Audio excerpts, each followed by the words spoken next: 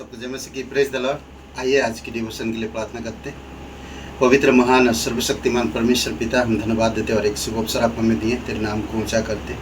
तू सर्वशक्तिमान, तू सर्वज्ञानी और सर्व जगह पे मौजूद रहने वाला परमेश्वर, प्रत्येक लोगों से निस्वार्थ प्रेम करने वाला, चाहे वो कैसा भी क्यों ना हो, हर एक इंसान को तू बचाने के लिए सोचता है और विचार करता है। धन्यवाद देते आपके विचार, आपकी योजना, आपकी उद्देश्य इंसान और इस पृथ्वी की विचार से एकदम अलग है, क्योंकि तेरे वचन कहता है। धन्यवाद देते हैं। अभिषेक करो इस डिवोशन को, तेरे चरणों पर रखते हैं, यीशु मसीह के नाम से मांगते हैं, आमीन। ओके, हम लोग हबक्कुक की किताब को देखेंगे। इसमें तीन अध्याय है और ये किताब यहूदी लोगों के लिए बहुत एक ख़ास किताब था। और यहाँ पर हम देख सकते हैं, आज पहला अध्याय को हम लोग देखेंगे। चौकस रहो और देखो। एक शिकायत आता है यहाँ पर परमेश्वर के पास, और हबक्कुक का मतलब है आलिंगन या गले लगाना। हिब्रू शब्द है हबक्कुक, ये जो शब्द है हिब्रू है, खबक जो शब्द है, और इसका अर्थ है आलिंगन करना, गले लगाना। और पहला अध्याय में हम देख सकते हैं 1 से 4 वचन पढ़ते हैं और वचन 13। भारी वचन जिसको हबक्कुक नबी ने दर्शन में पाया। हे यहोवा, मैं कब तक तेरी दुहाई देता रहूँगा और तू ना सुनेगा? मैं कब तक तेरे सन्मुख उपद्रव चिल्लाता रहूँगा? क्यों तू उद्धार नहीं करेगा? तू मुझे अनर्थ काम क्यों दिखाता है? क्या कारण है कि तू उत्पात को देखता ही रहता है? मेरे सामने लूटपाट और उपद्रव होते रहते हैं और झगड़ा हुआ करता है और वाद विवाद बढ़ता जाता है। इसीलिए व्यवस्था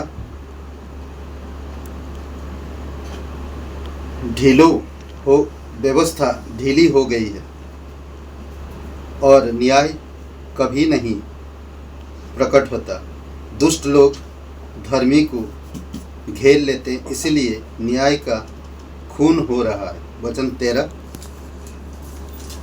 12-13। हे मेरे प्रभु यहोवा, हे मेरे पवित्र परमेश्वर, क्या तू अनादिकाल से नहीं है?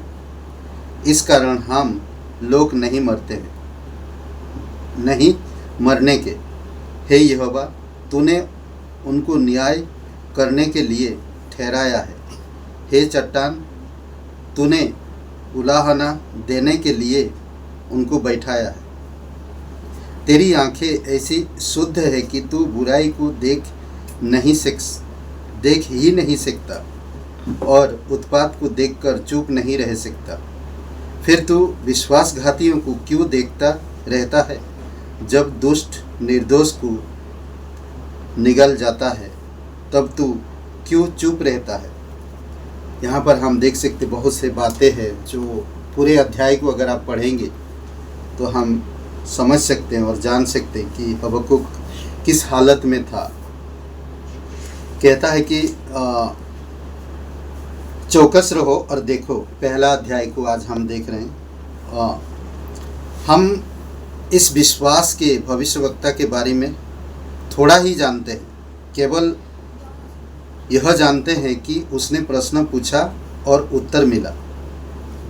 वह वर्तमान अन्य लोगों के समान वह एक धर्मी और अच्छे परमेश्वर पर अपने विश्वास का समझौता उन लोगों से नहीं कर सकता जिसका जीवन इस सत्य से विपरीत था। वह सनातन परमेश्वर है और वो आदि से सब कुछ जानता है। और जिस समय ये लिख रहा, जिस समय चारों तरफ परेशानी, पाप, बुराई, उपद्रव, लड़ाई, झगड़े, यही सब था और चारों तरफ बुराई था। पहला अध्याय में ही हम देखते हैं आरंभ एक मनुष्य की पुकार से होता है। ये प्रार्थना से होता है, दुहाई से होता है। मैं कब तक दुहाई देता रहूं?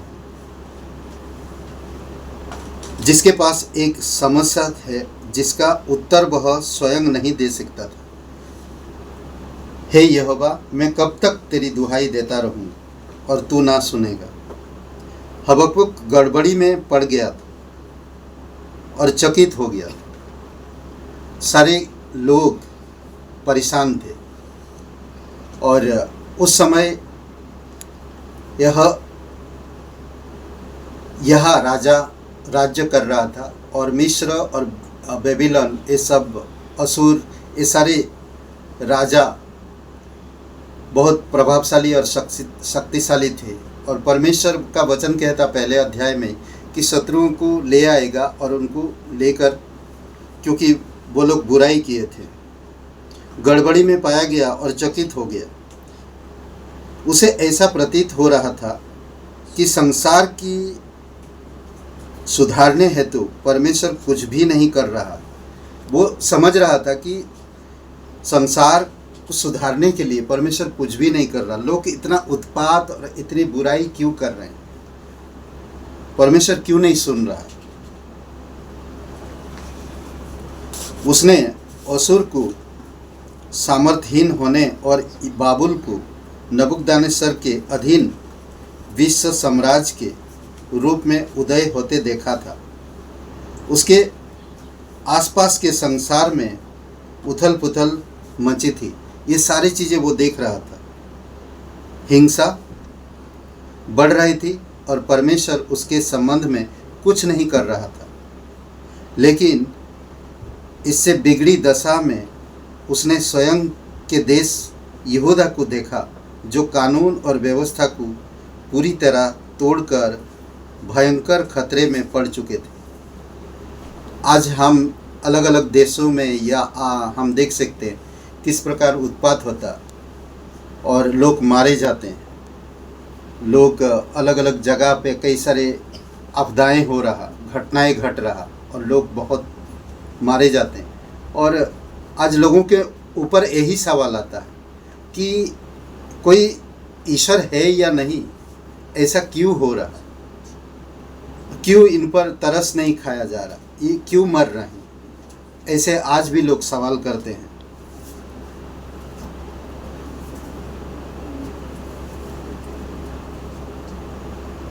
धर्मियों को सताया जा रहा था। पहला अध्याय वचन 4 और वचन 13 में लोग खुले पाप में जी रहे थे, वे मूर्तियों की पूजा कर रहे थे। दूसरा अध्याय 18-19 वचन में गरीबों को सता रहे थे। हबक्कुक को मालूम था कि यह समस्या अंधकार का था। वह जानता था कि यह पाप यरूशलेम को विनाश की ओर भेज रहा है, जो बलवान शत्रु के आक्रमण द्वारा होने वाला है। हबक्कुक ने अपने परमेश्वर से प्रश्न पूछा। उसने किसी कमेटी या अपने किसी समस्या का समाधान करने के लिए किसी सोसाइटी की स्थापना नहीं की या किसी बड़े नेता या अभिनेता के पास नहीं गया और ना कोई सलाहकार के पास गया। वह सीधे परमेश्वर के पास गया और उसे अपनी समस्याओं को बताया। तब परमेश्वर ने उत्तर दिया, मैं तुम्हारे ही दिनों में ऐसा काम करने पर हूँ कि जब वह तुमको बताया जाए तो तुम उसकी प्रतीति ना करोगे। वचन 5 में कहता है कि जब परमेश्वर उनको बताया तो वो लोग उनका नहीं सुना, परमेश्वर की नहीं सुने। ये सारी चीज़ें परमेश्वर पहले से बता रहा। परमेश्वर ने हबक्कुक से कहा कि वह अपने लोगों से मुंह नहीं मोड़े। यह चाहता था कि हबक्कुक वर्तमान में से होकर आगे की ओर दूर तक देखे। परमेश्वर पहले ही से काम कर रहा था। परमेश्वर कसदियों को बुलाकर यहूदा को दंड देने का कार्य कर रहा था। वे क्रूर और उत्तावली करने वाले लोग हैं जो पूरे देश को बर्बाद करने हेतु फैल गए थे। पहला अध्याय 5 से लेकर 11 वचन में परमेश्वर के उत्तर ने हबक्कुक को भयभीत कर दिया। वह समझ नहीं पा रहा था कि किस प्रकार परमेश्वर अपनी निज प्रजा यहूदा को दंडित करने हेतु इस प्रकार भयंकर तरीका अपनाएगा। समझ नहीं पा रहा हबकुक कि अपनी निज लोगों को, अपने प्रिय लोगों को इतना दंड देने के लिए इस प्रकार की क्यों कर रहा परमेश्वर। वो समझ ही नहीं पा रहा और जान ही नहीं पा रहा ये हो क्या रहा।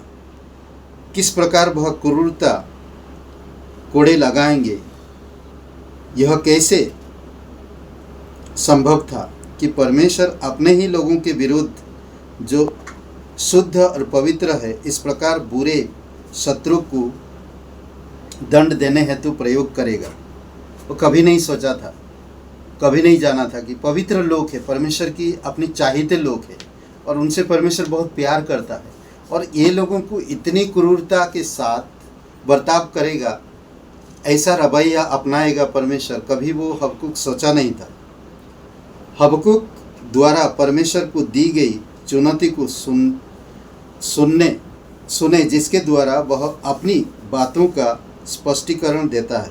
कई बार परमेश्वर आने वाली पीढ़ी को या आसपास के देशों को दिखाने के लिए कि वह परमेश्वर है तो इस प्रकार के काम करता भी है। 13 वचन में इसीलिए कहता कि तू बुराई को देख नहीं सकता है, तू इतना पवित्र है, बुराई को देख नहीं सकता, फिर भी तू बुराई को क्यों देखता रहता है, उपद्रव को क्यों देखता रहता है, यही पूछ रहा। परमेश्वर अन्य राष्ट्रों को हमेशा एक पाठ सिखाने हेतु प्रयोग करता है और अपने नैतिक नियमों का प्रकटीकरण करता है। वचन 12 में दूसरे लोगों को दिखाने के लिए एक उदाहरण, एक उनको सिखाने के लिए ये सारी चीज़ें, बहुत सारी चीज़ें वो करता है। तो इसमें हम देख सकते हैं कि हबकुक की किताब में एक चीज़ हम समझ सकते हैं कि हबकुक किस तरह परमेश्वर के सामने दुहाई देता है, प्रार्थना करता, प्रेम रखता। चौकस रहो और देखो, शिकायत करो, परमेश्वर से बातें करो, परमेश्वर उत्तर देगा जरूर। आज भी बहुत से लोग ऐसे सवाल लाते हैं कि इतनी बुराई हमारी आसपास है, परमेश्वर क्यों नहीं समझते हो, परमेश्वर क्यों नहीं देखते हो। पर हम हबकुक की तरह सवाल कर सकते, पर आज हमें परमेश्वर की उपस्थिति में और परमेश्वर की अनुग्रह में, परमेश्वर की आत्मा में हमें प्रार्थना करने की ज़रूरत है। आमीन। आइए प्रार्थना करते हैं। पिता परमेश्वर, हम धन्यवाद देते, तेरी स्तुति महिमा करते। तू राजाओं का राजा, तू प्रभुओं का प्रभु। धन्यवाद देते प्रभु यीशु, धन्यवाद देते आपका प्रेम और आपकी अनुग्रह के लिए। धन्यवाद आपकी पवित्र आत्मा के लिए जो आप हम में बसते हो, हमारे द्वारा सब चीज़ें करना चाहते हो। धन्यवाद देते प्रभु यीशु, हमें प्रार्थना में मजबूत बनाओ पिता, ताकि हम प्रार्थना में बढ़ सके, हमारे देश के लिए, हमारे लोगों के लिए हम दुआ कर सके। धन्यवाद देते, तेरी स्तुति महिमा करते, यीशु मसीह के नाम से मांगते हैं, आमीन। ब्रदर एंड सिस्टर, सबको जय मसीह की प्रेज द लॉर्ड। शुभ रहे दिन आपका। लाइक करिए, कमेंट करिए, शेयर करिए। धन्यवाद।